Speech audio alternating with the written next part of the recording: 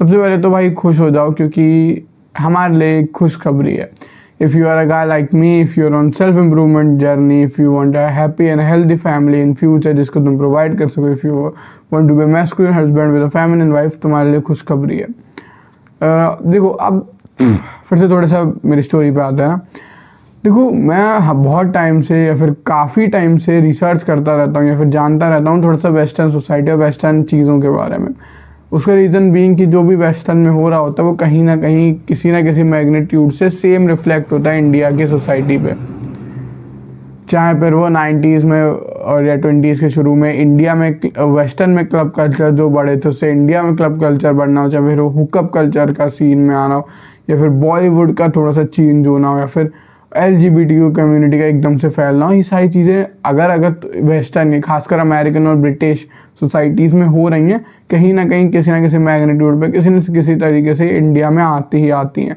और अभी जैसे जो मॉडर्न एरा चल रहा है जो कि अभी सोशल मीडिया का, बहुत ज़्यादा आ रही है भाई, बहुत ज़्यादा। जब मैं कह रहा हूँ तो मतलब बहुत ज़्यादा, लिटरली सब कॉपी हो जा रहा है वहाँ से। चाहे फिर वो ऐप्स हैं बहुत सारे जिनके बारे में बिजनेस हेडिक है, मैं कुछ नहीं कहूँगा, लेकिन जो चीज़ें साथ साथ आ रही हैं वो है सोसाइटल नॉर्म्स और लोग जो फॉलो करते हैं इन ईजी लैंग्वेज। ठीक है, लोग जैसे जी रहे हैं, लोग के लाइफ स्टाइल है ना, कि वो बहुत ज़्यादा इन्फ्लुएंस करता है उन्हें वेस्टर्न मीडिया या वेस्टर्न लाइफ।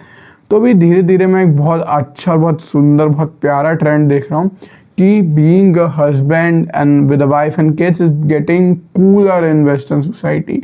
पहले वेस्टर्न सोसाइटी मतलब पुश कर रहा था कि single being hookup culture and तुम समझ रहे हो मैं क्या बात कर रहा हूँ। और अगर तुम मेरी जनरेशन के हो या फिर उससे थोड़े से और बड़े जनरेशन के हो, मेरी जनरेशन के तुम अंडर एज हो, अगर तुम थोड़ी बड़ी जनरेशन के 10 साल, थोड़े से 5 साल, तो तुम समझ रहे हो कि मैं हुकअप कल्चर कितना ज़्यादा इंडिया में है और कितना ज़्यादा स्पीड से बढ़ रहा है। लेकिन जो अभी ट्रेंड वेस्टर्न में चल रहा है वो मेरे ख्याल से इंडिया पे भी आने वाला है। इंडिया में भी धीरे धीरे it's will be a cooler thing to be a father and a mother of kids, है ना, समझ रहे हो तुम मेरी बात।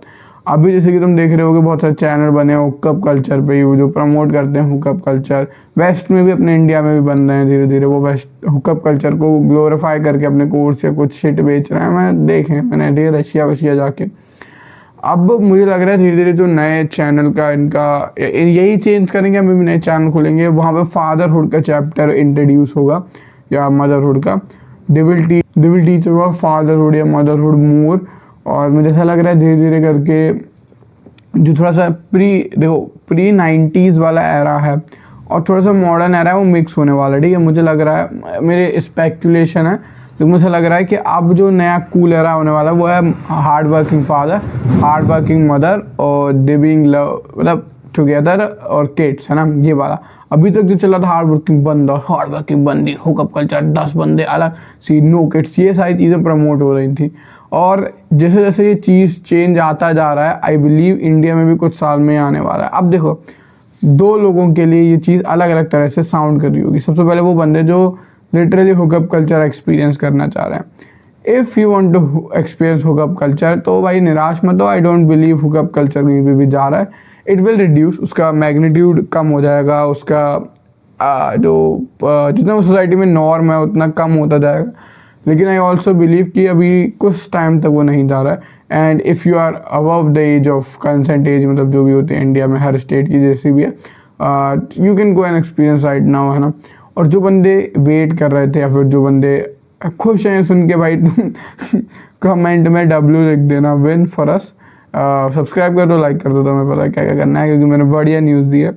अब अगर तुम मेरी एज में हो तो तुम इससे क्या, अगर मेरे सब्सक्राइबर ऑफ कोर्स मेरी एज के आसपास होगी तो तुम इससे क्या बेनिफिट ले सकते हो। ठीक है, अच्छी न्यूज़ मिल गई, मेरा काम नहीं है न्यूज़ रिपोर्टिंग का, ठीक है। आज तुम इससे क्या बेनिफिट ले सकते हो, तुम ये इन्फॉर्मेशन जान के क्या कर सकते हो। देखो, हमेशा जो अचानक से जो बिलियनियर बनते हैं या फिर कुछ कम टाइम में बिलियनियर बनते हैं, उनका सीधा होता है, उन्हें पता होता है नदी किधर बह रही है, वो अपने आप को वैसे ही प्रिपेयर करते हैं और जाके वहीं खड़े हो जाते हैं जहाँ नदी बह रही है, और ऑफकोर्स नदी उन्हें वाटर से भर देती है। सेम ये सीन होने वाला है। मैं तुम्हें बता दिया नदी कहाँ बहेगी, तुम्हें पता है अगले एडिटिंग सीन कैसे आने वाला है। तो अभी से तुम प्रिपेयर कर सकते हो to find a really loving future mother for your kids या फिर father if girl is. So अब उसके दो इंट्रो होंगे, मतलब उससे 2 पहले तुम्हें काम करने पड़ेंगे ये फाइंडिंग वाला चीज़ ढूंढने से पहले। सबसे पहले you have to really understand yourself and find out what's your true nature is. If you truly wants to be committed to a single person, if you don't, देखो ऐसा तुम्हारे दिमाग में अगर चीटिंग का सीन चल रहा है तो you have to be mentally aware of that self. Because अगर तुम्हें ऐसा लग रहा है कि you can cheat on other person, या अभी दिक्कत सबसे ज़्यादा काम होती है उन बंदों पे जिन्हें लगता है नहीं मैं तो कभी चीट करूँगा ही नहीं, लेकिन जैसे जैसे उन्हें ऑप्शन मिलते हैं, अगर वो फ्यूचर में कभी इम्प्रूव करते हो, तुम करोगे ही, तुम मेरे चैनल देख रहे हो, तो of course there will be tendency to you cheat. If right now you can find that you have tendency to cheat, सबसे पहले से 2 चीज़ होंगी। पहली, you are aware of your tendency, ठीक है, तुम्हें पता है कि तुम क्या कर सकते हो, तो ऑफकोर्स तुम्हें रोकने की कोशिश करोगे। सेकेंड चीज़, if you are aware of your tendency, will find out ways to reduce them और टू रिमूव देम। रिमूव तो अब बहुत हार्ड शब्द हो गया क्योंकि ईजी नहीं होता है, लेकिन of course you can find the ways to reduce them, है ना। और इससे तुम चीज़ क्या फाइट कर सकते हो। You have to be ready for a fatherhood chapter in your life, maybe not right now, maybe तुम अभी 17-18 के में ही तो रहो, maybe 10 years later, लेकिन you have to be ready. After 10 years, you have to be physically, mentally, emotionally, financially, and also relationship, मतलब अपने परिवार के साथ, it should be top notch for your kid to adapt, है ना। Typically तुम चाहो नहीं, मैं तुमसे गुजारिश कर रहा हूँ, या फिर मतलब तुम कैसे करोगे। देखो, अगर तुम मेरे सब्सक्राइबर हो और तुम मेरे व्यूअर हो या फिर जो भी हो, तो मैं मान रहा हूँ कि you have to be a truly a gentleman father.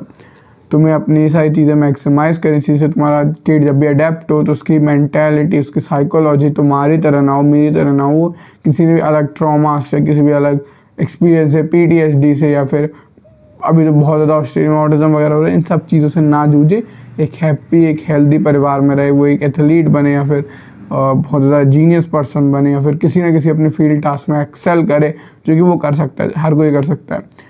तो उसके लिए तुम्हें भी एक बेटर फादर बनना पड़ेगा, and by being a better man, not just financially या मटेरियलिस्टिक सिनेरियो से, इंटरनल सिनेरियो से भी अपनी पर्सनैलिटी डेवलप करो, अपने इमोशन पे कंट्रोल लाओ, अपनी जो मेंटल साइकोलॉजी है उसे चेंज करो, वर्ल्ड के बारे में नॉलेज लो, किताबें पढ़ो, और अपना जो पर्सपेक्टिव खोलो।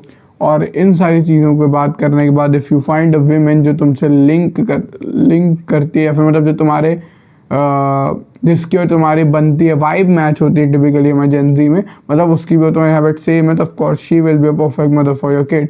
क्योंकि अगर तुम भी बहुत अच्छे और उसकी तुम्हारे साथ वाइब मैच हो रही है, तो मोस्ट प्रोबेबली वाले सिनेरियो में वो भी अच्छी ही होगी, and of course you will have a great parenthood chapter of your life. चलो, बहुत होलसम वीडियो थी, प्यारी वीडियो थी, लेकिन तुम्हें समझना होगा ये वीडियो बहुत ज़्यादा वर्थ रखती है अपने आप में। मिलते हैं अगली वीडियो में, तब तक के लिए bye. Let's do what bottom 99% are not doing. और बॉटम 99% को तो ये पता भी नहीं है अभी नेक्स्ट चैप्टर क्या होने वाला है, लेकिन we are top 1%, we should prepare for 10 year later in your life. ठीक है, मिलते हैं अगली वीडियो में।